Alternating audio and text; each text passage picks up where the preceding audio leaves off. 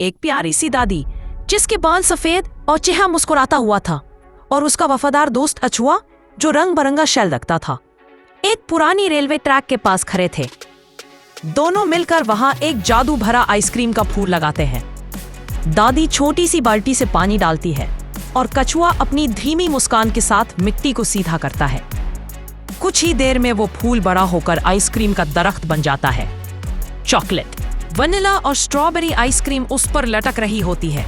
दादी खुशी खुशी दरख्त से आइसक्रीम तोड़कर शहर के बाजार में बेचने चली जाती है और कछुआ अपनी जिम्मेदारी समझकर दरख्त के पास पहरा देने लगता है। अचानक दूर से तेज रफ्तार ट्रेन की आवाज आती है। कछुआ घबराकर अपने छोटे से हाथ हिला हिलाकर ट्रेन को रोकने की कोशिश करता है। पटरी पर खड़े होकर चीखता है, लेकिन ट्रेन नहीं रुकती।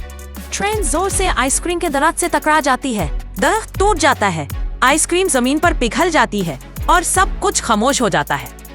थोड़ी देर बाद टूटे हुए तने के पास एक छोटा सा नया आइसक्रीम का पौधा उगाता है। इसे वक्त दादी वापस आती है। दादी और कछुआ दोनों आंखों में आंसू लिए रोते रहते हैं।